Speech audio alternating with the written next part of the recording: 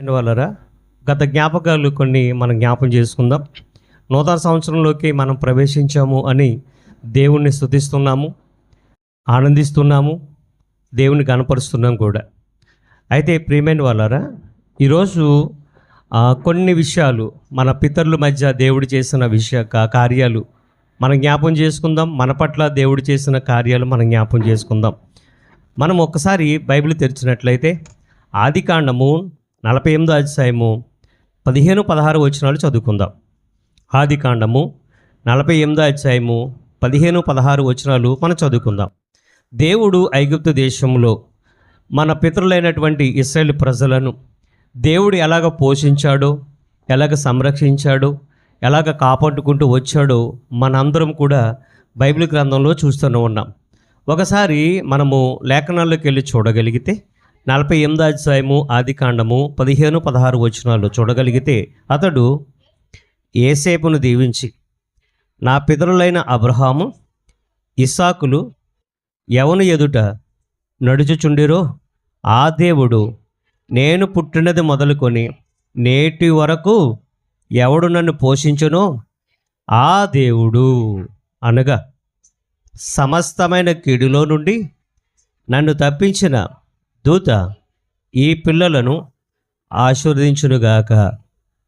నా పేరును అబ్రహాము ఇస్సాకులను నా పితరుల పేరును వారికిని పెట్టబడునుగాక. కాబట్టి ఇక్కడ మనం చూడగలిగితే యాకోబు గారు దీవిస్తూ, తన పిల్లలైన వారిని అందరూ కూడా దీవిస్తూ ఈ మాటలు మాట్లాడుతున్నాడు. యోసేపు గారు కూడా ఈ యొక్క విషయాలు మాట్లాడుతున్నాడు. మొదటి వచనంలో, ఈ సంగతులైన తరువాత ఇదిగో నీ తండ్రి కాయలాగా ఉన్నాడని ఒకడు యోసేపుతో చెప్పాను.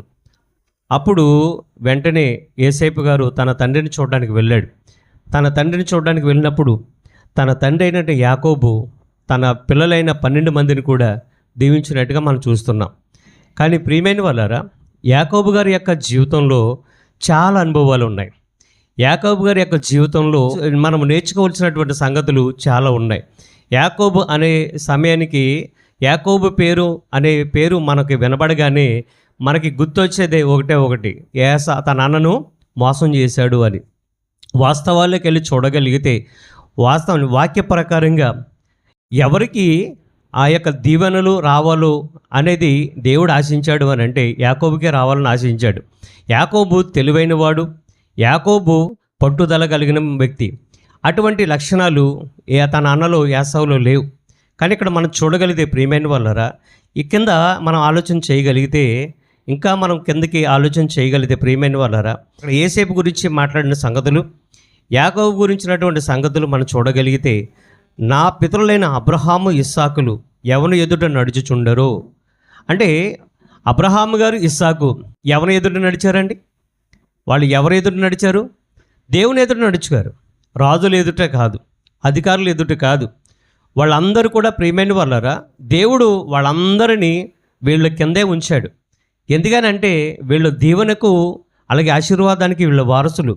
కాబట్టి ప్రియమైన వాళ్ళరా, తన జ్ఞాపం చేసుకుంటున్నాడు, గత దినాలు జ్ఞాపం చేసుకుంటున్నాడు. యోసేపు గారు తన దినాలు జ్ఞాపం చేసుకుంటున్నాడు, అలాగే యాకోబు గారు కూడా తన దినాలు జ్ఞాపం చేసుకుంటున్నాడు. మనం కూడా ప్రియమైన వాళ్ళరా, మనకి ఎవరైనా సహాయం చేసినప్పుడు ఆ సహాయాన్ని మనము మర్చిపోకూడదు. మర్చిపోవచ్చమ్మా? మర్చిపోయామనుకోండి, మనము కృతజ్ఞులమై ఉంటామా, కృతజ్ఞతాహీనులమై అవుతామా? కృతజ్ఞతాహీనులం అవుతాం. మనకి మంచినీళ్ళు ఇచ్చినప్పుడే థ్యాంక్స్ అని చెప్తాం. ఏదైనా మనము ఏదైనా అడ్రస్ అడిగినప్పుడు కానివ్వండి, ఏదైనా చిన్న సహాయం చేసినప్పుడు ఏమంటాం? థ్యాంక్స్ అని చెప్తాం, కృతజ్ఞతలు చెప్తాం. మనం ఎప్పుడు కూడా కృతజ్ఞత హీనులుగా మనం ఉండొద్దు, కానీ కృతజ్ఞత కలిగిన వారమే మనం ఉండాలి. మనుషులు ఎదుటే మనం కృతజ్ఞత కలిగినప్పుడు దేవుని ఎదుట ఇంకెలా ఉండాలి చెప్పండి? కృతజ్ఞత కలిగి ఉండాలి. గత కాలం అంతా కాచి కాపాడాడు, మనల్ని కాచి కాపాడాడు లేదా? గత కాలం అంతా కూడా కాచి కాపాడాడు. ఏమంటున్నాడు ఇక్కడ? నా పితరులైన అబ్రహాము ఇస్సాకు ఎవని ఎదుట నడిచిచుండెరో ఆ దేవుడు నేను పుట్టినది మొదలుకొని, ఏమంటున్నాడండి? నేను పుట్టినది మొదలుకొని నేటి వరకు ఎవడు నన్ను పోషించాడు ఏంటి? ఈ విషయంలో ఈ వచనాన్ని మనం తీసుకుంటే, మనం పుట్టినది మొదలుకొని ఇప్పుడు వరకు కూడా ఎవరు మనల్ని పోషించారు? దేవుడే పోషించాడు. ఏంటి మీరు అనొచ్చు, నా తల్లి నన్ను పోషించిందండి, నా తండ్రి నన్ను పోషించిందండి అని అనొచ్చు మీరు. అలాగా ఎందుకంటే దయచేసి గమనించాలి ఏంటి, తల్లిదండ్రులు పిల్లలు పోషిస్తారండి. తల్లిదండ్రులు ఎలా పోషిస్తారు అంటే ప్రియమైన వాళ్ళరా, వాళ్ళు అవసరమైతే వాళ్ళు తినడం మానేసి పిల్లల ఆకలి తీరుస్తారు. అది తల్లిదండ్రుల మనసు. ఎందుకనంటే నా తల్లి కూడా మమ్మల్ని అలా పెంచింది. అమ్మ భోజనం చేసావంటే నేను తినేసాను రా అంది. ఎప్పుడైనా సరే ఏ తల్లి అయినా పిల్లలు తినకుండా తింటుందండి? నేను అన్నాను, అమ్మ మేము తినకుండా నువ్వు ఎప్పుడైనా తిన్నావా? ఇప్పుడు కూడా నేను తినేసాను, నాకు ఆకలేదండి, ఇప్పుడు కూడా అంటుందండి మా అమ్మ. అప్పుడంటే లేదు కాబట్టి నేను తినేస్తే నా పిల్లలకి ఎక్కడ ఉండదు అనేసి అమ్మ అలాగంది. ఇప్పుడు ఉందిగా, నేను అదే అంటాను. అప్పుడు లేదు కాబట్టి అన్నావు, ఇప్పుడు ఉన్నా సరే ఎలాగంటే తనకి అలవాటు అయిపోయిందండి. అందరూ తిన్న తర్వాతే తింటుంది. కాబట్టి ఇక్కడ ఆలోచించేయండి, తల్లి తండ్రుల యొక్క మనసు ఏంటంటే పిల్లలు బాగుంటే చూడాలని అనుకుంటారు. ఒకప్పుడు ప్రియమైన వారు తల్లిదండ్రులైన వారు యవన ప్రాయంలో ఉన్నప్పుడు, వివాహం కానప్పుడు అది కావాలి ఇది కావాలని కొనుక్కుంటారు. అది కావాలి ఇది కావాలని ఆశ ఉంటుంది. కానీ పెళ్ళైన తర్వాత, పిల్లలు పుట్టిన తర్వాత ఉంటుందో చెప్పండి? ఆశ ఉండదు. పిల్లలకి కొంటే బాగుంటుంది అనే ఆశ ఉంటుంది. కానీ ఇక్కడ మనం చూడగలిగితే యాకోబు గారు అలాగే యోసేపు గారు వారు గత దినాలు జ్ఞాపం చేసుకుంటున్నారు. ఐగుప్తు దేశంలో కరువు దినాలలో పోషింపబడిన రీతిని జ్ఞాపం చేసుకుంటున్నారు. యాకోబు గారు అంటున్నారు, నా పితరులైన అబ్రహాం, ఇస్సాకు, మా నాన్నగారు, మా తాతయ్య గారు వారు ఎవరి ఎదుటైతే నడిచారో నేను ఆయన ఎదుట నడిచాను. వాళ్ళు ఎవరైతే పోషించారో నన్ను కూడా పోషించాడు ఆ దేవుడే. నేను పుట్టినది మొదలుకొని నేటి వరకు కూడా నన్ను పోషించిన వాడు ఆ దేవుడే అంటున్నాడు. ఏండి, ఇంకొక మాట మీ ముందు పెడుతున్నాను. అదేంటంటే మనల్ని పోషించిన వాళ్ళు ఎవరు, మిమ్మల్ని పోషించిన వాళ్ళు ఎవరంటే దేవుడు అని చెప్తాం, మనకు వాక్యం తెలుసు కాబట్టి. అన్యజనులను అడిగితే మా నాన్నగారు మా అమ్మగారు పోషించారంటారు. ఓకే, మా అమ్మగారు నాన్నగారు పోషించారు. ఓకే, తల్లి గర్భంలో ఉన్నప్పుడు నిన్నెవరిని పోషించారు? తల్లి గర్భంలో నువ్వు ఉన్నప్పుడు నీకున్న అవసరతలు అక్కర్లు ఎవరు తీర్చాడు? కాబట్టి ఒకసారి మనం ఆలోచన చేయాలి. బిడ్డ పుట్టిన తర్వాత ఏమి ఆహారం పెట్టాలో, వాళ్ళకి ఏ సమయానికి ఏది ఇవ్వాలో ఆ తల్లి ఆలోచిస్తుందండి. బిడ్డ పుట్టకముందు సుమారుగా 270 రోజులు 9 నెలల పాటు తల్లి గర్భంలో ఉన్నప్పుడు నిన్ను పోషించింది ఎవరు, నిన్ను కాపాడింది ఎవరు, నిన్ను సంరక్షించింది ఎవరు? ఒక్కసారి మనం ఆలోచన చేయాలి. తల్లి గర్భంలో మనం ఎదగడానికి కారకుడెవడు? కాబట్టి ఒకసారి ఆలోచించాలని కోరుతున్నాను. ఇక్కడ ఏమంటున్నాడంటే దేవుడు, ఇక్కడ నేను పుట్టినది మొదలుకొని నేటి వరకు నన్ను పోషించిన వాడు ఆ దేవుడే. అబ్రహాము, ఇస్సాకు, యాకోబులను పోషించిన దేవుడే నన్ను పోషిస్తున్నాడు. అబ్రహాము, ఇస్సాకు, యాకోబులను మన పితరులైన వారిని కాపాడిన దేవుడే నన్ను కూడా కాపాడుతున్నాడు అనే విషయాన్ని మొట్టమొదటి మనం గమనించాలి. ప్రభునందు ప్రియమైన వాళ్ళరా, ఇక్కడ మనం ఆలోచన చేయగలిగితే అంటే సమస్తమైన కీడుల నుండి నన్ను కాపాడాడు అని కృతజ్ఞత తెలియజేస్తున్నాడు. మనల్ని కూడా సమస్త విధములైన కీడు నుండి తప్పించాడా దేవుడు? తప్పించాడా లేదా? తప్పించి మరొక సంవత్సరంలోకి మనల్ని నడిపించాడు. కాబట్టి ప్రియ సహోదరులారా, ఇలాగ ఆలోచన చేయగలిగితే దేవుడు ఎన్ని విధాలుగా గత కాలమంతా కూడా కాపాడాడో మనం అర్థం చేసుకోవాలి. దేవుని యొక్క ప్రేమను అర్థం చేసుకోవాలి. దేవుని యొక్క మనసును మనం అర్థం చేసుకోవాలి. దేవుని మనసును అర్థం చేసుకోలేనప్పుడు, దేవుని యొక్క ప్రేమను అర్థం చేసుకోలేకపోతే మన జీవితానికి ఒక అర్థం పరమార్థం ఉండదు. ప్రియమైన వాళ్ళరా, మనం ఆలోచన చేయాలని కోరుతున్నాను. అదే 16వ వచనంలో ఏమంటున్నాడు అని అంటే, సమస్త విధములైన కీడుల నుండి నన్ను తప్పించిన వాడు దేవుడే, నన్ను తప్పించి నన్ను ఆశీర్వదించాడు అని అంటున్నాడు. కాబట్టి ప్రియ సహోదరులారా, దేవుని కాపుదల కేవలం మనకే లేదండి. దేవుని కాపుదల ప్రియమైన వాళ్ళరా కేవలం మన తరం వరకే కాదు, మన పితరుల తరము నుండి కూడా దేవుడు కాపాడుకుంటూ మనలను వస్తున్నాడు. తనకి ఇష్టమైనప్పుడు తను పిలుచుకుంటాడు, అంతే. ఆ విషయంలో మనము ఒక్కసారి ఆలోచన చేయాలి. ఇంకొక మాట చూడగలిగితే, మనలను సమస్త విధములని కీడు నుండి తప్పించాడు కదా, మనలను కూడా దశలోనికి రాసిన 2వ పత్రిక 3:3 చూడండి. దశలోనికి రాసిన 2వ పత్రిక 3:3 పౌలు గారి ద్వారా దేవుడు చలవిస్తున్నటువంటి మాట చూడగలిగితే 3:3 అయితే ప్రభువు నమ్మదగిన వాడు, ఆయన మిమ్మును స్థిరపరిచి దుష్టత్వం నుండి కాపాడును. అంటే మనలను ఎవరి నుండి కాపాడుకుంటూ వచ్చాడు దేవుడు? ఇంతవరకు దుష్టుడి నుండి కాపాడుకుంటూ వచ్చాడు. దుష్టుని చేతిలో మనం పడితే ప్రియమైన వాళ్ళరా మనకి ప్రమాదం ఉందండి. దుష్టుడు చాలా ప్రమాదికారి. వాడు మనలను నాశనం చేయాలనుకుంటాడు. వాడు మనల్ని పాడు చేయాలనుకుంటాడు, వాడు మన యొక్క జీవితాన్ని సర్వనాశనం చేయాలని కోరుకుంటాడు. కానీ దేవుడు అలా కాదు ప్రియమైన వాళ్ళరా. నాశనానికి వెళ్ళిపోతున్న మనలను రక్షించి పరలోకానికి తీసుకుని వెళ్ళాలని ఒకే ఒక్క ఆలోచనతో తన ప్రియమైన కుమారుడైన యేసుక్రీస్తు ప్రభుల వారిని ఈ లోకానికి పంపించాడు. ఈ లోకాన్ని పంపించి ఆయన మరణించడానికి కూడా ఆయన సిద్ధపడ్డాడు అని అంటే నీ మీద నా మీద ఆయన ఎంత ప్రేమ కలిగి ఉన్నాడో ఒకసారి మనం ఆలోచన చేయాలి.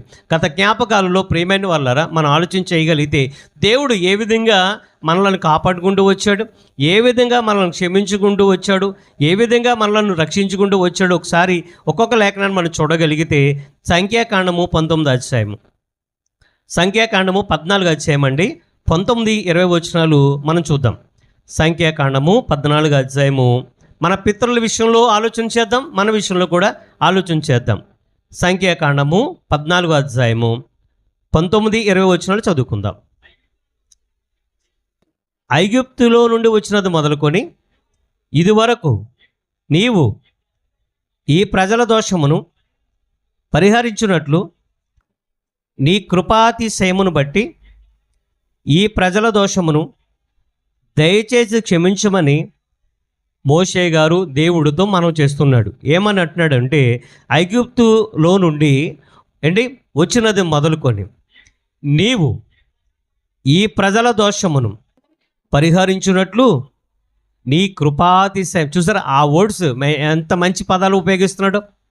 నీ కృపాతిశయమును బట్టి ఈ ప్రజల దోషమును దయచేసి క్షమించు అంటున్నాడు. ఒక ప్రియమైన వాళ్ళరా ఒక భక్తుడు మాట్లాడుతున్నాడు. దేవుని సేవకుడైనటువంటి మోషే గారు మనవి చేస్తున్నాడు.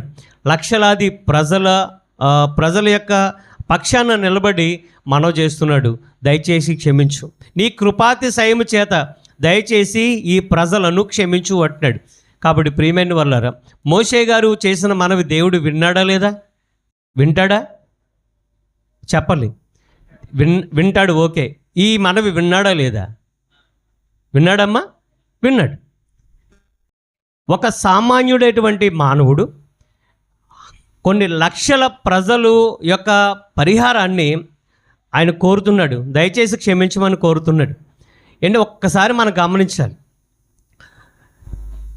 ఈ యొక్క 14 అధ్యాయంలో ఇశ్రాయేలు ప్రజలు చేసినటువంటి దేవుని మీద తిరుగుబాటు చేసినటువంటి సంగతులన్నీ కూడా దేవుడు జ్ఞాపకం చేసుకుంటున్నాడు.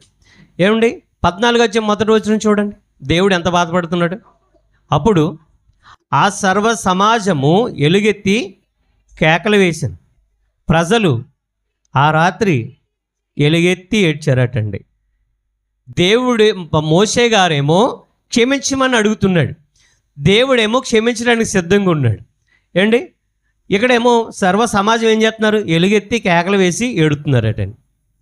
ఎందుకు ఏడుతున్నారు?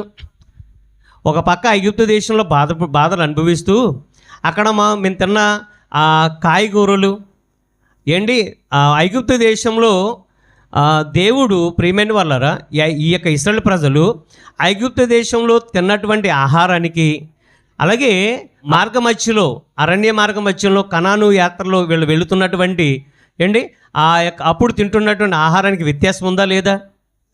వ్యత్యాసం ఉంది. ఐగుప్తు దేశంలో కష్టపడితేనే ఆహారం. గొడ్డు చాకరీ చేశారండి. ఒక మాటలో చెప్పాలి అని అంటే వీళ్ళు 100 రూపాయలు కష్టం చేస్తే 10 రూపాయలు ప్రతిఫలం ఇచ్చేవారు వాళ్ళు. అర్థమవుతుందండి? 100 రూపాయల కష్టం వీళ్ళు కష్టపడితే వాళ్ళు ప్రియమైన వాళ్ళ 10 రూపాయలు ప్రతిఫలం ఇచ్చేవారు. మీరు తీసుకుంటారా? మీకు ఇస్తే తీసుకుంటారా? ఎంత గొడవ చేస్తాం చెప్పండి, మనం తీసుకోం. కానీ ఆ 10 రూపాయల ప్రతిఫలం గురించి ఒకవేళ ఎదురు తిరిగి అడిగారు అనుకోండి, అది కూడా ఉండేది కాదు. తింటే తినండి, చస్తే చావండి, మీకు ఇవ్వను పో అంటారు. కానీ ఇక్కడ మనం చూడగలిగితే ప్రియమైన వాళ్ళరా దేవుడు అటువంటి బాధాకరమైన పరిస్థితి నుండి, అటువంటి దుర్భరమైన పరిస్థితి నుంచి దేవుడు మోషే గారి ద్వారా వాళ్ళకి విడుదల అనుగ్రహించాడు.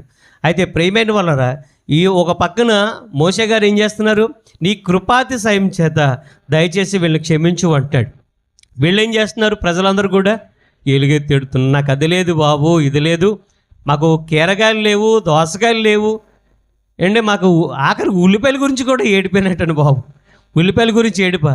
ఒకవేళ కేజీ 200 500 అంటే అప్పుడు మనం ఏడవాలి, బాబు ఇంత రేట్లు పెరిగిపోయి అనేసి. కానీ ప్రియమైన వాళ్ళారా, ఉల్లిగడ్డల గురించి ఏడుతున్నారట అండి, బంగాళాదుంపల గురించి ఏడుతున్నారంట. మోషే గారు ప్రజల పక్షాన విజ్ఞాపన చేస్తున్నాడు, నీ కృపాతిశయం చేత రక్షించు, క్షమించు అంటున్నాడు. దేవుడు క్షమించాడా లేదని చూడగలిగితే 20 వచనం చదవండి. యెహోవా దేవుడు అంటున్నాడు, మోషే నువ్వు మనవి చేసావు కదా, నీ మాట చొప్పున నేను క్షమించానయ్యా అంటున్నాడు. అబ్బాయి ఎంత మంచి మనసు కలిగిన వాడండి, క్షమించే దేవుడు అటండి. ఒక చోట మన తండ్రి దేవుని గురించి ఏమని రాయబడి ఉందంటే, ఎంత మంచిగా రాశాడంటే భక్తుడు, క్షమించుటకు సిద్ధమైన మనసు గలవాడటండి. దేవుడు ఎటువంటి వాడంట? క్షమించడానికి సిద్ధమైన మనసు గలవాడటండి. ప్రియమైన వాళ్ళ, నీ తండ్రి అంత మంచివాడండి, అంత మంచి తండ్రిని మనం కలిగి ఉన్నాం. ప్రియమైన వాళ్ళరా ఏంటి ఏమంటున్నాడండి, ఇంతవరకు కూడా ఆ గత కాలం అంతా కూడా దేవునికి తిరుగుబాటు చేశారు, కానీ భక్తుడు మనవి చేయగా భక్తుని యొక్క మనవి విన్నాడు, క్షమించాడు దేవుడు. మరి మనలను క్షమించలేదా? మన పితరులను క్షమించాడు దేవుడు మోషే గారి ద్వారా. మరి మనలను ఎలా క్షమించాడు దేవుడు? యేసుక్రీస్తు వారి ద్వారా మనలను క్షమించాడు. నన్ను క్షమించాడండి.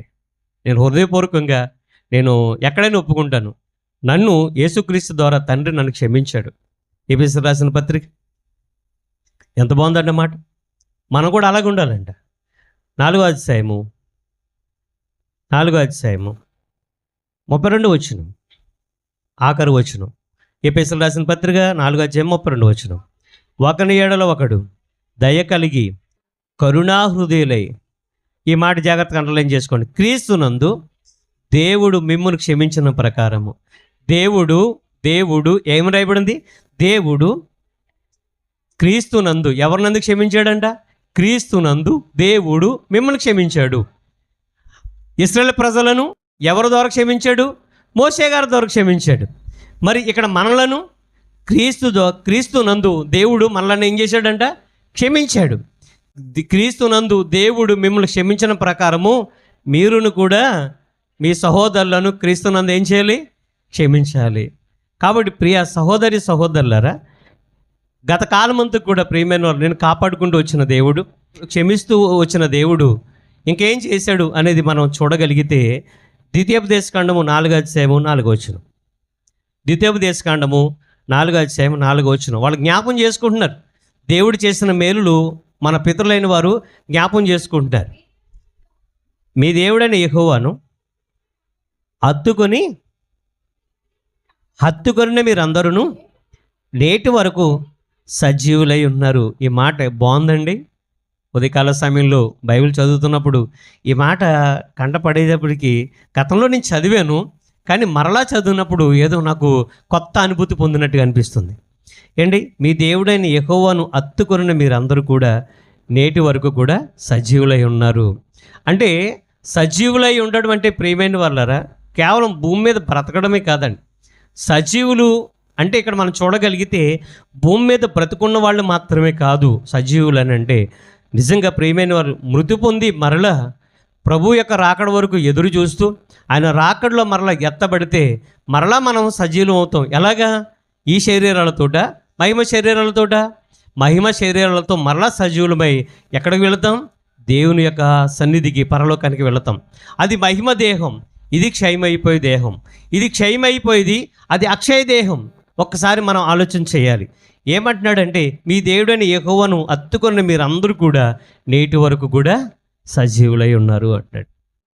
అంటే ఇక్కడ మనం చూడగలిగితే మనము కూడా ప్రియమైన వాళ్ళరా దేవుని హత్తుకొని ఉంటే ఎలా ఉంటాం? ఈ భూమి మీద శాశ్వతకాలం బ్రతుకుతామా? బతకమండి. భూమి మీద శాశ్వతకాలం ఉంటామా? ఉండం. ఏదో ఒక రోజున ఈ యొక్క దేహాన్ని విడిచిపెట్టాలి, ఈ లోకాన్ని విడిచిపెట్టాలి, నీ కుటుంబాన్ని విడిచిపెట్టాలి, నీ భార్యను, నీ పిల్లలను, నీ వారిని అందరిని విడిచిపెట్టుకొని వెళ్ళిపోవాలి. అప్పుడు వీటికోలు ఏముండవండి. నరులారా తిరిగి రండి అని దేవుడు నేను పిలిచినప్పుడు నువ్వు వెళ్ళిపోవాల్సిందే. ఎవరికి కూడా చెప్పే పరిస్థితి లేదు. భార్య అంటది, అయ్యో ఒక మాట అని చెప్పలేదా అంటది. మా మాటలు వాళ్ళు బాధపడుతూ ఏడుస్తున్నప్పుడు బాధ అనిపిస్తుందండి. కానీ ప్రియమైన వాళ్ళరా దేవుడు ఏం చెప్తున్నాడు అని అంటే, మీరు నన్ను హత్తుకొని ఉంటే మీరు సజీవులై ఉంటారు. 142వ అధ్యాయము కీర్తన గ్రంథం 5వ వచనం చూడండి. కీర్తన గ్రంథం 142 అధ్యాయం 5 వచనం. యెహోవా, నీకే నేను మొరపెట్టుచున్నాను, నా ఆశ్రయదుర్గము నీవే, సజీవులున్న భూమి మీద నా స్వాస్థ్యము నీవే అని నేను అనుకుంటుని. ఏంటి దావీదు గారు దైవ ధ్యానంతో చేసిన కీర్తన. ఏమంటున్నాడండి? ఆయనకి భూమి మీద స్వాస్థ్యం లేదండి. భూమి మీద స్వాస్థ్యం లేదు ఆయనకి. ఆయన ఒక రాజు అండి. ఆయన చిన్న వ్యక్తి కాదైనా, ఆయన ఒక రాజు. యెరూషలేమును పరిపాలించినటువంటి 40 సంవత్సరాలు పరిపాలించినటువంటి ఒక మహానాయకుడైన ఒక మహారాజు. ఆయన గురించి ఆయన ఏమంటున్నాడు అని అంటే, సజీవులున్న భూమి మీద నాకు స్వాస్థ్యము, నాకు ఏదన్నా ఆస్తి ఉందంటే నీవే దేవా అంటున్నాడు. నాకు ఏమైనా స్వాస్థ్యం ఉందంటే అది నీవే అంటున్నాడు. కానీ ప్రియమైన వాళ్ళని ఆలోచించేయండి. ఇక్కడ మనము మనకి ఏదైనా చిన్నది ఉంటే గొప్పలు చెప్పుకుంటాం. కానీ సమస్తం కలిగినటువంటి దావీదు గారు ఏమంటున్నారంటే, సజీవులున్న భూమి మీద నా ఆస్తి నువ్వే దేవా అంటున్నాడు. మరి దేవుణ్ణే ఆస్తిగా కలిగి ఉన్నాడు ఆయన. మరి మనము ఇప్పుడు నేటి ఉన్నటువంటి క్రైస్తవ జనాంగము దేవుని వెంబడిస్తున్నవారు దేవుని ఆస్తిగా కలిగి ఉన్నారా? దేవుడు ఏదైనా ఇస్తే ఏదైనా ఇస్తే అది నాకు చాలు అని అనుకుంటున్నారా? దేవుడు ఇచ్చింది కావాలా? మీరు ఆలోచన చేయండి. మీకు దేవుడు కావాలా, దేవుడు ఇచ్చేది కావాలా? దేవుడే కావాలి. తెలివైన వాళ్ళు ఏమంటారంటే, దేవా నువ్వు ఇచ్చింది కాదు, నువ్వే నాకు ఉంటే చాలు అంటారు. కాబట్టి ప్రియ సహోదరులరా, సమస్త విధములైన కీడులో నుండి మన పితరులను కాపాడుకుంటూ వచ్చాడు. మనల్ని కూడా ఆయన కాపాడుతున్నాడు. అలాగే గత కాలమంతా కూడా ఇశ్రాయేలు ప్రజలను మోషే గారి ద్వారా దేవుడు క్షమించాడు. ఇప్పుడు అన్ని జనులైన మనలను ఆయన కుమారుడని క్రీస్తు ద్వారా మనల్ని క్షమించుకుంటూ వచ్చాడు. అలాగే మనం ఆయనను నమ్మకంగా ఆయన అత్తుకొని ఉంటే ప్రియమైన వాళ్ళారా, మన యొక్క ఈ భూమి మీద మన స్వాస్థ్యము ఆయనే. ఆయనకంటే గొప్ప ఆస్తి ఈ లోకంలో ఏమీ లేదు ప్రియమైన వాళ్ళారా. కాబట్టి దేవుడిలో నువ్వు ఉంటే, దేవుణ్ణి హత్తుకొని ఉంటే ఎప్పటికీ దేవునితో నువ్వు కలిసి జీవిస్తావు. భూమి మీద ఆయనతో నువ్వు కలిసి జీవిస్తావు. నువ్వు మరణించిన తర్వాత అక్కడ కూడా ఆయనతోనే నువ్వు కలిసి జీవిస్తావు. ఎంత భాగ్యం! కాబట్టి ఆలోచించేయండి. ఇంకా మనం చూడగలిగితే, మనము గత కాలములో ఆలోచన చేయగలిగితే, మనము బలము లేని పరిస్థితులు, బలహీనమైన పరిస్థితులు, అనారోగ్య పరిస్థితులు, ఇబ్బందికరమైన పరిస్థితులు ఎన్నో మనము చవి చూసాం. నేను కూడా అనారోగ్యానికి గురయ్యాను. మీరు కూడా అనారోగ్యానికి గురయ్యారు. ఎంత అనారోగ్యానికి గురయ్యానంటే ప్రియమైన వాళ్ళరా, దేవుని సన్నిధికి రానంత అనారోగ్యానికి నేను గురయ్యాను. సహోదరులందరూ కూడా వచ్చి నన్ను బలపరిచి వాళ్ళు ప్రార్థన చేసి వెళ్ళారు. దైవసేవకులు రవికుమార్ గారు, మన సోదరులందరూ కూడా వచ్చారు. కాబట్టి ఆలోచించేయండి, దేవుని సన్నిధికి రానంత బలహీనత నేను ఒకనొక దినాన నేను చూడడం జరిగింది. అలాగే మీరు కూడా అటువంటి అనారోగ్య పరిస్థితులు వచ్చాయి. కానీ అటువంటి సమయంలో దేవుడు ఏం చేశాడంటే, మరలా నీకు బలాన్ని ఇచ్చి ఆయన సన్నిధిలో నిలబెట్టాడు. ఒకనొక సమయంలో నువ్వు అనారోగ్యంతో ఉన్నావు, దేవుని సన్నిధికి రాని పరిస్థితుల్లో ఉన్నావు. ఇప్పుడు దేవుని సన్నిధికి వచ్చావు కదా, నీకు ఆరోగ్యం ఇచ్చింది ఎవరు? అనారోగ్యము కారణంలో నువ్వు ఇబ్బంది పడ్డావు. మరలా నీకు ఆరోగ్యాన్ని ఇచ్చి, బలమునిచ్చి, శక్తినిచ్చి మరలా ఆయన సన్నిధిలో కూర్చోబెట్టాడు దేవుడు. ఎంత గొప్పవాడు ఒకసారి ఆలోచించండి. ఒకసారి లేఖనాలకు వెళ్ళి చూద్దాం. యెహోషువ గ్రంథం 14 అధ్యాయం 11 వచనం. యెహోషువ గారు జ్ఞాపకం చేసుకుంటున్నారు. 14 అధ్యాయము 11 వచనం. 14 అధ్యాయము 11 వచనం చదువు తల్లి. ఈ మాట ప్రియమైన వాళ్ళరా, ఈ యొక్క యెహోషువ గారు మాట్లాడుతున్నప్పుడు ఈయన యువకుడు కాదండి. యెహోషువ గారు యువకుడు కాదు, వృద్ధాప్యంలోకి వచ్చాడు. ఎంత వృద్ధాప్యంలోకి వచ్చాడంటే ప్రియమైన వారు, బహుకాలం కలిసిన వృద్ధుడిగా ఉన్నాడు ఆయన. ఆయన మాట్లాడుతున్నాడు. ఒక్కసారి తన గత జ్ఞాపకం చేసుకుంటూ ఏమంటున్నాడు అని అంటే, మోషే నన్ను పంపిన నాడు నాకెంత బలము, నేటి వరకు నాకంత బలము. మోషే గారు యుద్ధానికి పంపించాడు. ఆయన మోషే గారితో పరిచర్య చేశాడు. మోషే గారు ఇశ్రాయేలు ప్రజలు నడిపిస్తున్న సమయంలో ఆయన వాగ్దాన దేశంలో ప్రవేశించకుండానే ఆయన మరణించిన తర్వాత మరలా ఇశ్రాయేలు ప్రజలకు సామర్థ్యం కలిగిన నాయకుడు ఎవరు? తర్వాత అంత గొప్ప సైన్యాన్ని, అంత గొప్ప ఇశ్రాయేలు ప్రజలను, లక్షలాది మంది ఇశ్రాయేలు ప్రజలను నడిపించే సామర్థ్యం గల నాయకుడు ఎవరు అని చూస్తే అక్కడ ఇద్దరు కనబడ్డారు. నమ్మకమైన వారు, బలం చూడ్డు దేవుడు, నమ్మకాన్ని చూస్తాడు దేవుడు. కాబట్టి ఇక్కడ మనం చూడగలిగితే యెహోషువ ఉన్నాడు, కాలేబు ఉన్నాడు. ఇద్దరు నమ్మకం అంటే ఏంటి అని అంటే వాళ్ళిద్దరిని చూపించవచ్చు దేవుడు. మన వాళ్ళిద్దరిని చూస్తే నమ్మకం ఏంటో, విశ్వాసంగా జీవించే వాళ్ళు ఎవరో వాళ్ళిద్దరిని చూస్తే మనకు తెలుస్తుందండి. కాబట్టి సామర్థ్యం కలిగిన వాడు ఎవరంటే యెహోషువ కనబడ్డాడు, యెహోషువను నిలబెట్టాడు, యెహోషువను పంపించాడు దేవుడు.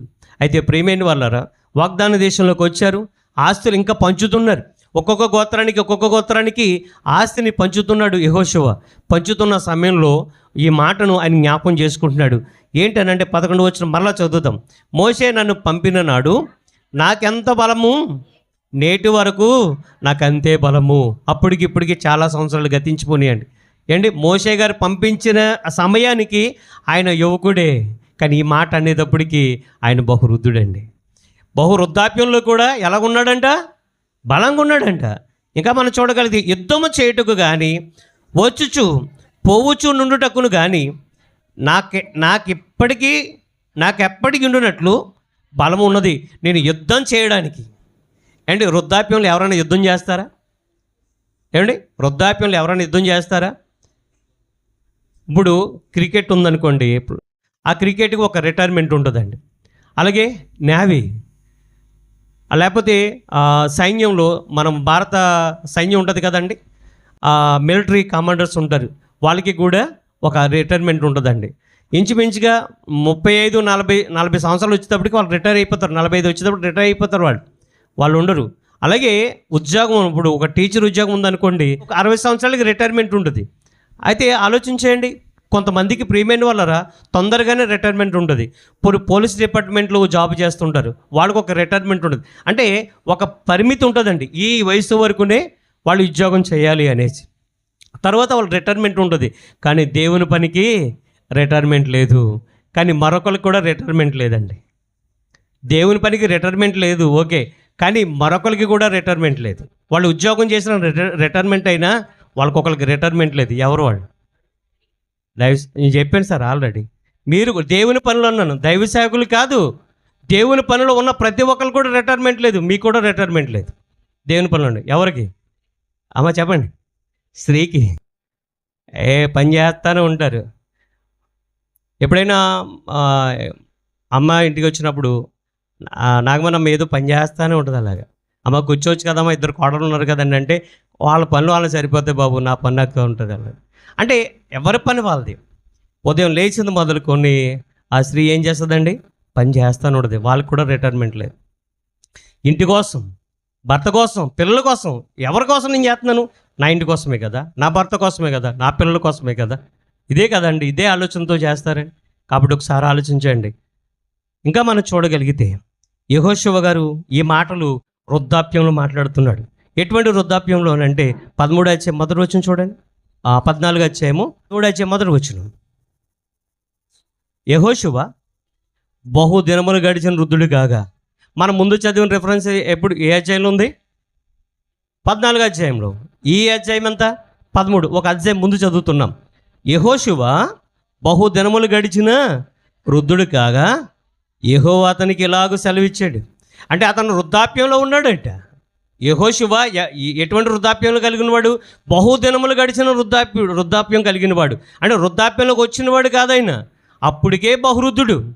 ఏంటి, దేవుడు ఏమని మాట్లాడుతున్నాడంటే, నువ్వు బహుదినములు గడిచిన వృద్ధుడవు, స్వాధీనపరుచుకున్నటకు అతి విస్తారమైన దేశము ఇంకా మిగిలి ఉంది. నాయనా యెహోషువ, నువ్వు బహుకాలం గడిచిన వృద్ధుడు అని నువ్వు అనుకోకు.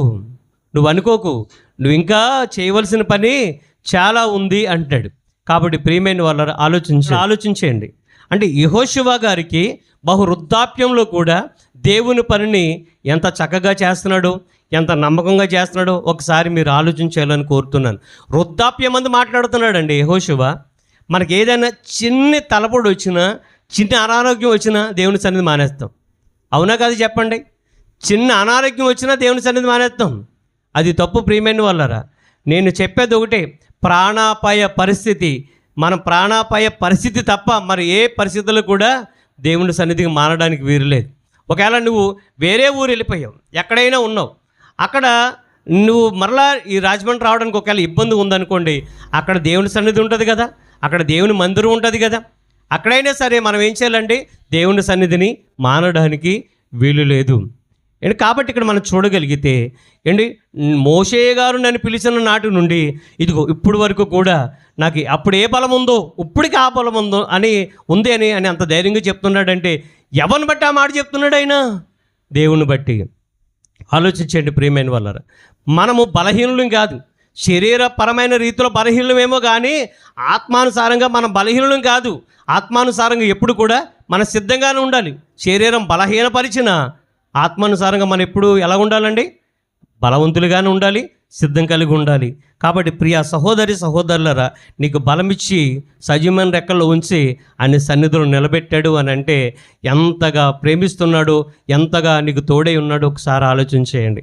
ప్రతి విషయంలో కూడా ఏంటి, సంతోషకరమైన దినాలు మనం 2023లో చూసాం, బాధాకరమైన దినాలు 2023లో చూసాం, ఏంటి షాక్ అయిన దినాలు 2023లో 24లో చూసాం, 23లో కూడా చూసాం. ఎన్నో ఇబ్బందికరమైన పరిస్థితులు మనము చూసుకుంటూనే వచ్చాం. వేదనకరమైన దినాలు, బాధాకరమైన దినాలు, దుఃఖకరమైన దినాలు, అన్నీ కూడా సంతోషకరమైన దినాలు అన్నీ కూడా 2024లో మనం అన్నీ కూడా దేవుడు ఏం చేశాడు, మన అందరికీ ఒక రౌండ్ వేసాడు. కానీ ప్రియమైన వాళ్ళరా, అన్ని విషయాల్లో కూడా ఆయన తన మాటల చేత, తన సహాయం చేత ప్రతి విధమైనటువంటి సహాయాన్ని కూడా మనకు అందిస్తూనే ఉన్నాడు. మీరు ఒక్కసారి గమనించండి. దేవుడు మన అపార్థం చేసుకునే వాళ్ళు త్వరగా అపార్థం చేసుకుంటాం, కానీ దేవుడే మన అపార్థం చేసుకుంటే మన పరిస్థితి అని చెప్పండి. మనమైతే తొందరపడి మాట్లాడేస్తాం, దేవుడా ఎందుకు ఇలా చేస్తామంటాం, అయ్యో దేవుడా ఎందుకు ఇలా చేస్తామంటాం, దేవుడు నాకు అన్యాయం చేశాడని కూడా అంటాం. కానీ ప్రియమైన వాళ్ళరా, దేవుడే ఈ మాట అంటే ఒక్కసారి ఆలోచించండి మీరు. దేవుడు అంటున్నాడు, నేను ప్రతి విషయంలో కూడా నీకు సహాయం చేసుకుంటూనే వచ్చాను. బాధ కలిగిన వేళ ఆయన మాట చేత, సమస్తమైన ఆదరణ చేత మనల్ని బలపరిచాడు దేవుడు. ఒక్కసారి ప్రతి విషయంలో కూడా నీకు తోడుగానే ఉన్నాడు ఆయన, నిన్ను విడిచిపెట్టలేదు. మనం నమ్మిన వాళ్ళు మనం విడిచిపెట్టి వెళ్ళిపోయారు, కానీ నువ్వు నమ్ముకున్న ఆయన నిన్ను విడిచిపెట్టలేదు. ఆ విషయాన్ని మాత్రం మనం ఖచ్చితంగా జ్ఞాపకం పెట్టుకోవాలి. అందరూ విడిచిన ప్రియమైన వాళ్ళారా, దేవుడు విడిచిపెట్టకుండా ఉంటే మనం ధన్యులమే ప్రియమైన వాళ్ళారా. మనము ప్రియమైన వాళ్ళ దేవుడిగా కలిగి మనం ఉంటే మనం ధన్యులం ప్రియమైన వాళ్ళారా. ఆలోచించండి. దుష్టత్వం నుండి కాపాడుకుంటూ వచ్చాడు, సంరక్షిస్తూ వచ్చాడు. ఏ క్షణాన ఏం జరుగుతుందో మనకు తెలియదండి. ఒక్కసారి మనం గమనించాలి. ఏ క్షణాన ఏది జరుగుతుందో మనకు తెలియదండి, కానీ ఏ క్షణాన ఏది జరిగినా మనం జరిగే సమయానికి, దేవుని యొక్క పిలుపుని అందుకునే సమయానికి మన ప్రాణాత్మ శరీరాలు రెండు కూడా సంసిద్ధత కలిగి ఉండాలి. ఆ విషయాన్ని మీరు జ్ఞాపం పెట్టుకోవాలని కోరుతున్నాను. ఇంకా దేవుడు ఎలాగ మనం కాపాడుకుంటూ వచ్చాడు అనే విషయాన్ని చూడగలిగితే, యేసుక్రీస్తు ప్రభుల వారు శిష్యుల కోసం ప్రార్థన చేస్తున్నాడు. ఒకసారి ఆయన బ్రతుకున్న దినాల్లో, ఇంకా మరికొన్ని దినాల్లో ఆయన మరణిస్తాడనగా, శిలువ మరణానికి వెళ్తాడనగా శిష్యుల గురించి ఆయన ఏమైనా ప్రార్థన చేస్తున్నాడో చూస్తే, యోహాను సువార్త 17వ అధ్యాయము 15వ వచనం చూద్దాం. ఆ యొక్క 17వ అధ్యాయం అంతా కూడా ప్రార్థనే ఉంటుంది, కానీ 15వ వచనం చూడగలిగితే ఏమని ఆయన ఏమని ప్రార్థన చేస్తున్నారో చూడగలిగితే, నీవు లోకంలో నుండి వారిని తీసుకొని పొమ్మని నేను ప్రార్థించటలేదు, కానీ దుష్టుల నుండి వారిని కాపాడమని ప్రార్థించుచున్నాను. ఏమని ప్రార్థన చేస్తున్నాడ? దుష్టుల నుంచి వారిని కాపాడు ప్రభువా. దుష్టుల నుండి శిష్యుల కొరకు ప్రార్థన చేస్తున్నాడండి. శిష్యుల కోసం ప్రార్థన చేస్తున్నాడు ప్రియమైన వారు. ఈ రోజున చాలామంది సేవకులు కానివ్వండి, ఎవరైనా సరే ముఖస్థితి కోసం ప్రార్థన చేసే వాళ్ళు ఉంటారు. ముఖస్థితి కోసం మనం ప్రార్థన చేయకూడదు. ముఖస్థితి కోసం మనం వాళ్ళని పొగడకూడదు. ముఖస్థితి కోసం ఏది చేయకూడదు. అంటే మనుషులను మెప్పించే పని ఏది మనం చేయకూడదు. వాళ్ళు మనం నమ్మకపోయినా నీ యొక్క వ్యక్తిగత జీవితంలో ప్రియమైన వాళ్ళరా వాళ్ళ కోసం నువ్వు ప్రార్థిస్తూనే ఉండాలి. నేను ప్రార్థనలో గడపడం ప్రియమైన వాళ్ళరా ఇంటికాడ చాలా తక్కువ. నేను బండి మీద వెళ్ళినప్పుడు కానివ్వండి, నా గ్యారేజ్లో నాకు సమయం తక్కువ పని లేదనుకోండి, అక్కడ మా గ్యారేజ్లో చెట్లు ఉంటాయండి. ఆ చెట్టు కింద కుర్చీ చేసుకొని బైబిల్ ధ్యానించుకోవడము, లేకపోతే ఏదైనా ప్రార్థన చేయమనే పరిస్థితి గుర్తుకొస్తాయి కదా, వెంటనే వాళ్ళ కోసం ప్రార్థన చేయడము, ఏదైనా ఇబ్బందికరమైన పరిస్థితులు ఎవరైనా వాళ్ళతో మాట్లాడడము, ఇలాగ నేను చేస్తూ ఉంటాను. కానీ ఇంటికాడ ప్రార్థన చేసుకునే పరిస్థితి చాలా తక్కువ ఉంటాయి. ఎందుకనంటే వర్క్ ఎక్కువ ఉంటుంది ఇంటి దగ్గర. కానీ నేను గ్యారేజ్లో ప్రియమైన వాళ్ళ వర్క్షాపులు ఉన్నప్పటికీ కూడా మా వర్క్షాప్లో పైన ఖాళీ స్థలం ఉంటుందండి. మేడ మీదకి వెళ్ళిపోతే ప్రశాంతంగా ఉంటుంది, ఏ సౌండ్స్ కూడా రావు, అక్కడ ప్రార్థన చేసుకుంటాను. కానీ మధ్యాహ్న కాల సమయంలో కూడా నేను ఆన్లైన్లో వాక్యం చెప్పాలనుకుంటే అక్కడికి వెళ్తాను. ప్రియమైన వాళ్ళ దేవుని యొక్క మహాకృపను బట్టి ఈ మన సంఘంలోనే కాదండి, అనేకమైన ప్రాంతాల్లో కూడా దేవుడు వాడబడ్డానికి కృప చూపించాడు. అంతేకాదు ఆన్లైన్ పరిచర్య ఈరోజు విస్తృతంగా చాలామంది ఆన్లైన్ పరిచర్యలు దేవుని మాటలు వినడం జరుగుతుంది. కానీ ఆన్లైన్ పరిచర్య మంచిదంటారా? దేవుని సన్నిధిలో ఇలా కూర్చొని మాట్లాడుకోవడం మంచిదంటారా? నేను చాలాసార్లు చెప్తాను, ఆన్లైన్ పరిచర్యలో ఉన్న ఉదయకాల సమయంలో, మధ్యాహ్నకాల సమయంలో, రాత్రికాల సమయంలో ఆన్లైన్లో మాట్లాడినా ఇలా మాట్లాడినంత తృప్తి ఆన్లైన్లో మాట్లాడింది రాదు. నేను వాళ్ళకు కూడా చెప్తాను, దేవుని సన్నిధిలో మీరు ప్రతి ఆదివారం వెళ్ళండి, ఆదివారం దేవుని సన్నిధిలో కూడుకుంటారు. కానీ ప్రతిరోజు వాళ్ళు దేవుని మాటలు ధ్యానిస్తారు ప్రియమైన వాళ్ళు. అలాగే సుమారుగా ఒక 8-9 ఆన్లైన్ పరిచర్యలు ప్రతిరోజు దేవుని మాటలు నేను అనుకుంటున్నానండి. నేను ఖాళీగా ఉండకూడదు, దేవుని పని చేయడంలో నేను ఖాళీగా ఉండకూడదు. అలాగా నేను పని పెంచుకుంటున్నాను, దేవుడి పనిని నాకు నేనే క్రియేట్ చేసుకుంటున్నాను. నేను దేవుని పని అలా పెంచుకుంటూ అలాగ ప్రతిరోజు కూడా నా పని చేసుకోవడానికి దేవుడు కృప చూపిస్తున్నాడు, ఆయన పని చేయడానికి కూడా దేవుడు కృప చూపిస్తున్నాడు. అంతకన్నా భాగ్యం చెప్పండి. కాబట్టి ఆలోచించండి ప్రియమైన వాళ్ళారా, దేవుడు ఆనాడు ప్రభువు ఆ శిష్యుల కోసం ప్రార్థించినట్టుగా నేడు మన పక్షాన్ని కూడా తండ్రితో ఆయన విజ్ఞాపన చేస్తున్నాడు. తండ్రి ఏమంటున్నాడు? 2024లో మన గురించి చెప్పే ఉంటాడు, నాయనా ఆ చెట్టుని తీసే అని ఉంటాడా లేదా?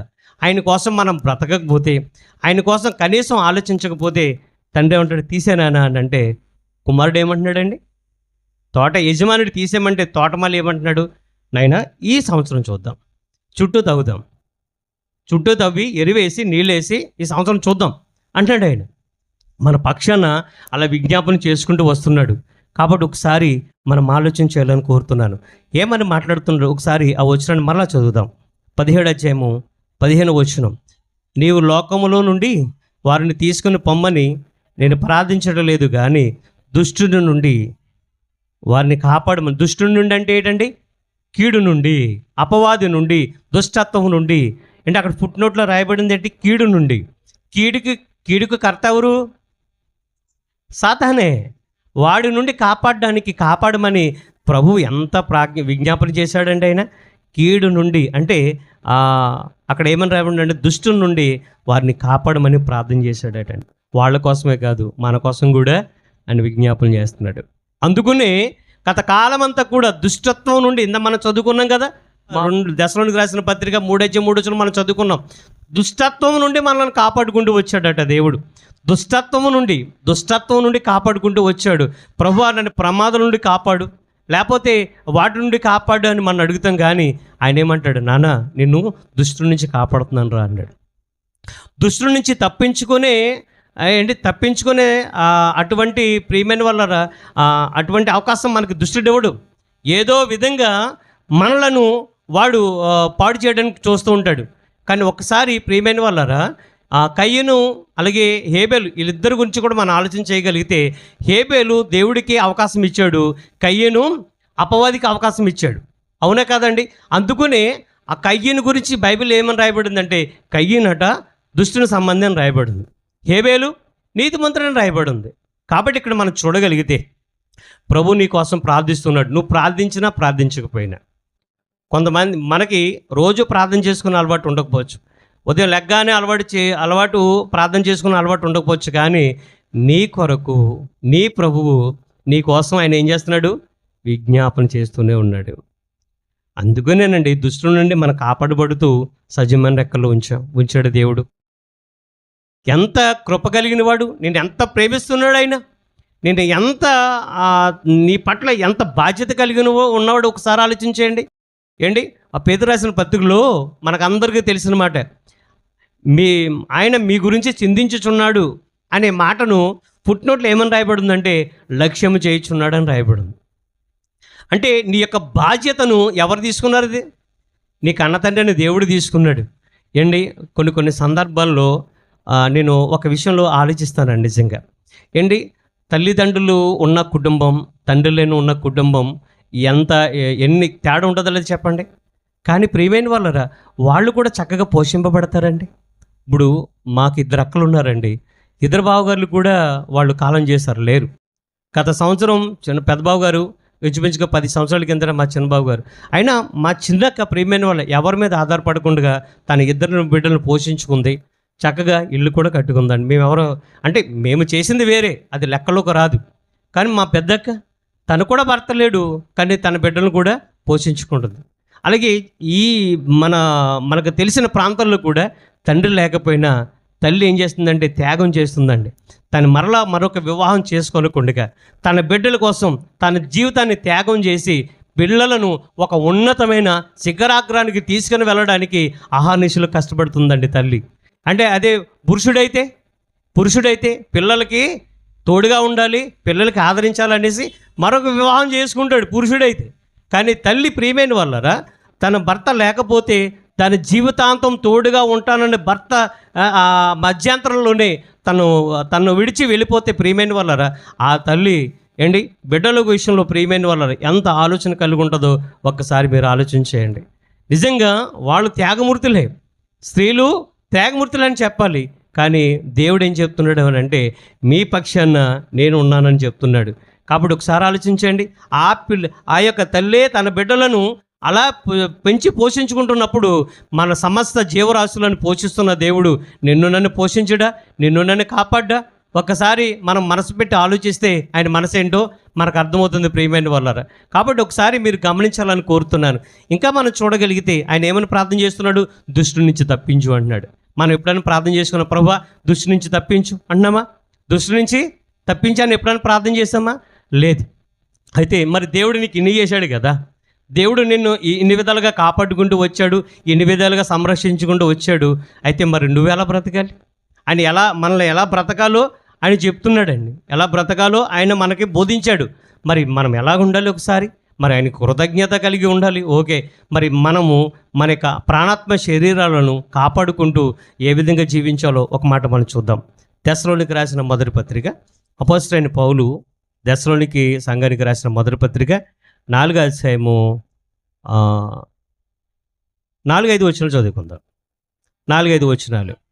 మీలో ప్రతివాడును దేవుని ఎరుగని అన్ని జనుల వలె కామాభిలాష యందు కాక, అక్కడి నుంచి అండర్లైన్ చేసుకోండి, పరిశుద్ధత యందును ఘనత యందును తన ఘటమును ఎట్లు కాపాడుకొనవలెనో అది ఎరిగిండుటయే దేవుని చిత్తం. దేవుని చిత్తం ఏంటో మనం ఖచ్చితంగా తెలుసుకోవాలి ప్రియమైన వాళ్ళు. కొత్తగా వివాహమైన వాళ్ళు తన భర్త యొక్క ఇష్టాలను భార్య తెలుసుకుంటుందండి. తర్వాత భార్య యొక్క ఇష్టాలను భర్త తెలుసుకుంటాడు. కానీ జీవితాన్ని ఇచ్చినటువంటి దేవుని యొక్క ఇష్టాలను తెలుసుకోవడం నీ బాధ్యత. నీకు దేవుని యొక్క ఇష్టాలు తెలియాలంటే, ఆయన ఇష్టం తెలియాలంటే, ఆయనకి ఏది ఇష్టమో ఏది ఇష్టం కాదో నీకు తెలియాలంటే నువ్వేం చేయాలి తెలుసండి? ఇదిగో ఆయన మనసును చదవాలి. ఆయన మనసును చదివితే నీకు అర్థమవుతుంది ఏది ఇష్టమో ఏది ఇష్టం కాదో. ఇక్కడ ఏమని రాయబడిందంటే, పరిశుద్ధత యందు ఘనత యందు తన ఘటమును ఎలా కాపాడుకోవాలో, ఎట్లు కాపాడుకోవాలో అది నువ్వు తెలుసుకోవడమే దేవుని చిత్తం. మరి తెలుసుకుంటావా? తెలుసుకొని జీవిస్తావా? ఒకసారి ఆలోచించండి. 3వ వచనం చూడండి. 3వ వచనం దేవుని చిత్తం ఏంటో అక్కడ చూస్తున్నాం. మీరు పరిశుద్ధులొకటి అనగా మీరు జారత్వమునకు దూరంగా ఉండుటయే దేవుని చిత్తం. ఇదిగో ఇంకొక దేవుని చిత్తం కనబడుతుంది. మీరు మన శరీరాలు పవిత్రంగా లేవనుకోండి, ఆత్మ పవిత్రంగా ఉంటుందా అమ్మా? ఉండదు. శరీరం పరిశుభ్రంగా లేదనుకోండి, ఆత్మ ఏమైనా పరిశుభ్రంగా ఉంటుందా? మీరు అనొచ్చు, ఆత్మ లోపల ఉండదు కదండి, శరీరము పైన ఉంటుంది కదా. అంటే పరిశుభ్రానికి పరిశుద్ధతకి తేడా ఉంది కదా. పరిశుభ్రం అంటే స్నానం చేస్తే పరిశుభ్రం అవుతాం. మరి పరిశుద్ధత ఆత్మకు సంబంధించినది. శరీరం కూడా పరిశుద్ధంగా ఉండాలి. శరీరం ఎప్పుడైతే పరిశుద్ధంగా ఉంటుందో ఆత్మ ఎలా ఉంటుంది? పరిశుద్ధంగా ఉంటుంది. కళంకం ఉండదు ప్రియమైన వాళ్ళరా. దానికి ముడత ఉండదు, డాగు ఉండదు, మచ్చ ఉండదు, మలినం కూడా ఉండదు. దేవుడు అలాగా నిన్ను కోరుకుంటున్నాడు. మనము అదేంటి రైతు బజార్కి వెళ్ళినప్పుడు వంకాయలు కొంటాం అనుకోండి చిన్నవి, అవి ఏ పడితే తీసేసుకుంటారా? మీరు ఏం చేస్తారు? పుచ్చులు ఉన్నాయా, డాగులు ఉన్నాయా, నలిగిపోయినాయా, తాజాగా ఉన్నాయా, ఇవన్నీ చూస్తారా లేదా? చూసే తెచ్చుకుంటాం. ప్రతి కూరగాయలను కూడా పరీక్షించే తెచ్చుకుంటాం. మరి దేవునికి అప్పగించే ఈ ఆత్మను మరి ఎలాగ అప్పగించాలి? ఒకసారి మీరు ఆలోచించేయండి. దేవునికి అప్పగించే యొక్క ఆత్మను నువ్వు దేవుని యొక్క రాజ్యానికి వెళ్ళాలని సిద్ధంగా ఉన్నావు. దేవుని యొక్క రాజ్యానికి వెళ్ళడానికి నువ్వు సిద్ధపడుతున్నావు, అందుకే జీవిస్తున్నావు. మరి దేవునికి అప్పగించే ఆత్మ మచ్చతోనూ, డాగుతోనూ, మలినంతో మనం అప్పగిస్తే దేవుడు తీసుకుంటాడా? తీసుకోడు. ఏదైనా ఒక వస్తువు మన పొరుగువాడి నుంచి తెచ్చుకున్నప్పుడు అది తెచ్చుకున్నది మళ్ళీ మనం ఎలాగైతే తెచ్చుకున్నామో అలాగే ఇవ్వకపోతే వాళ్ళు ఊరుకోరు. వాళ్ళు ఎందుకంటే మీరు ఊరుకుంటారా? ఊరుకోరు. అది కొత్తది కొనిచ్చేయండి అంటారు, అంతే. మొదటిసారి నవ్వుతూ చెప్తారు, రెండోసారి మామూలుగా చెప్తారు, మూడోసారి మీకు చెప్తే అర్థం అవ్వట్లేదా, అది తీసిరండి అంటారు. కానీ ప్రియమైన వాళ్ళారా, ఒక వస్తువు విషయంలోనే మనం అంత కఠినంగా ఉన్నప్పుడు, ఒక వస్తువు విషయంలోనే అంత పర్ఫెక్ట్గా ఉన్నప్పుడు, మరి దేవుడు నీ ఆత్మను తీసుకోవాలనుకుంటే ఎలా ఉండాలి? నీ ఆత్మను స్వీకరించాలంటే ఎలా ఉండాలి? ఎలా జీవించాలంటే ప్రియమైన వాళ్ళారా, పరిశుద్ధంగా జీవించాలి. నేను పరిశుద్ధుడను, మీరు కూడా పరిశుద్ధులుగా జీవించాలి. 9వ తేదీన ప్రియమైన వాళ్ళారా, ఒక మంచి అద్భుతమైన విషయాన్ని రాంబాబు గారి వాళ్ళ గృహనందు వాళ్ళ కృతజ్ఞత కూడుకుని ఏర్పాటు చేశారు. ఆ రోజు ప్రియమైన వాళ్ళారా ఎవరు మిస్ కాకండి. ఆ రోజు ఒక మంచి విషయాన్ని మీతో పంచుకోవాలని ఆశపడుతున్నాను. కాబట్టి ప్రియమైన వాళ్ళారా, దేవుని చిత్తం ఏంటో తెలుసా? పరిశుద్ధులుగా జీవించడం. అలాగే 5వ వచనంలో ఏముందంటే, తన ఘటాలు పరిశుద్ధత యందు ఘనత యందు మీ ఘటాలను, అంటే మిమ్మును మీరు కాపాడుకొనడమే దేవుని చిత్తం. మిమ్మల్ని మీరు కాపాడుకోవాలి, మిమ్మల్ని మీరు ప్రొటెక్షన్ చేసుకోవాలి. దేవుడు మీకు అపవాది నుండి ప్రొటెక్షన్ కలిగిస్తున్నాడు. మీరు పాపం నుండి ఏం చేయాలి? ప్రొటెక్షన్ కలిగించుకోవాలి. ఏంటి పాపము మనలోకి ఎలాగొస్తుంది అని చూడగలిగితే ఆదికాండము 4వ అధ్యాయం. ఆదికాండము 4వ అధ్యాయం. కయ్యను హేబెలు, ఇక్కడ సంగతి తెలుసు కదా. కయ్యను హేబెలు అంటే, కయ్యను తన తమ్ముడిని చంపేశాడు. నీ తమ్ముడు ఎక్కడున్నాడంటే నాకు తెలియదు, నేను నాన్న కాపలావాడిని అనేసి అగౌరవమైన రీతిలో దేవునికి సమాధానం ఇచ్చాడు. అయితే దేవుడు ఏమైనా మాట్లాడుతున్నాడో చూడగలిగితే 6వ వచనంలో, యెహోవా కయ్యనుతో, నీకు కోపమేలా, ముఖము చిన్నబుచ్చుకున్నావేమి, నువ్వు సత్క్రియ చేసిన ఎడల తల ఎత్తుకోవా అంటున్నాడు. అంటే మంచి పని చేస్తే తల ఎత్తుకుంటామా, తల దించుకుంటామా? అమ్మ చెప్పండి. మనలో ఏ తప్పు లేదనుకోండి, తల ఎత్తుకొని నడుస్తాం. మనలో తప్పు ఉంటే తల దించుకుంటాం. పోలీస్ స్టేషన్లో పోలీసుల దగ్గర తప్పు చేసిన వాళ్ళు ఎలా నిలబడతారమ్మా? జోబులో చెయ్యెట్టి చెప్పండి అంటారా? లేదు, ఇలా చేతులు కట్టి సార్ పోలీసుల ముఖం కూడా చూడండి. మీరు ఎప్పుడైనా చూడండి ఒకసారి. మీరెందుకని పోలీస్ స్టేషన్కి వెళ్ళారంటారా?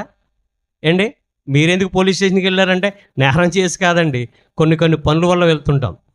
మీటింగ్స్ వలన పర్మిషన్ తీసుకోవడానికి, మన మెడికల్ క్యాంప్ పెట్టినప్పుడు ఆటో క్యాన్వాసింగ్ పర్మిషన్ వెళ్ళడానికి, ఇటువంటి పనుల గురించి వెళ్తాం అనమాట అండి.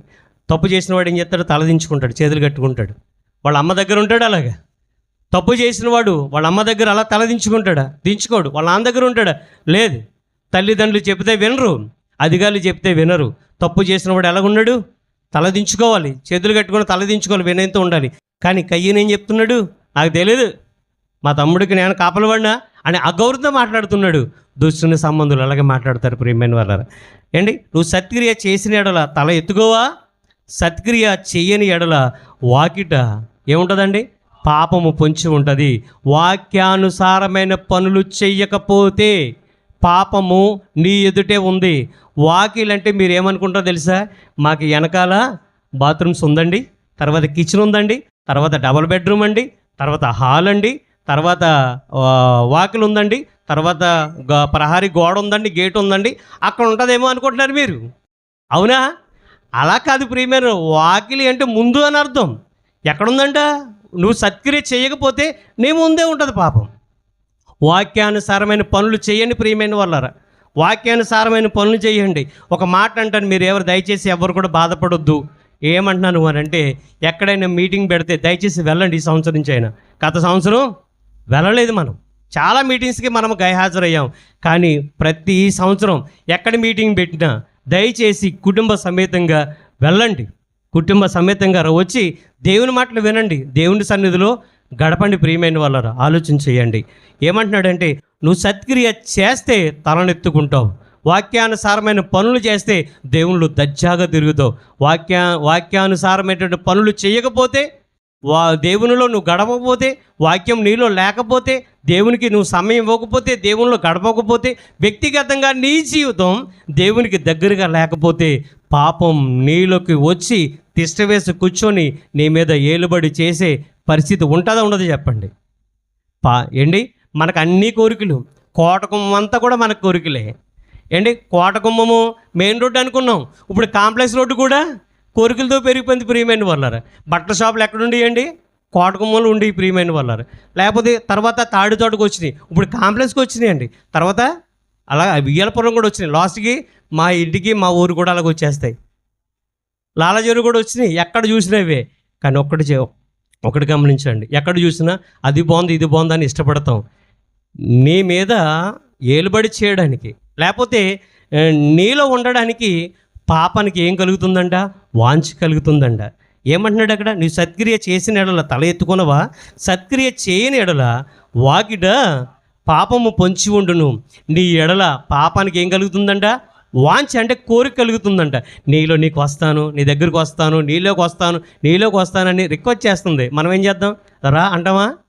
రా, దానికి అవకాశం ఇవ్వకూడదు. నువ్వు ఎప్పుడైతే ఆ పాపం కోరుకుందో, అది నీలోకి వచ్చిందో, అప్పుడు ఏం చేస్తావు? నువ్వు దాన్ని ఏలుబడి చేసే పరిస్థితి. మీరు ఆలోచించండి. దేవుడు నిన్ను ఏలుబడి చేయాలని కోరుకుంటున్నావా? నువ్వు పాపాన్ని ఏలుబడి చేయాలని కోరుకుంటున్నావా?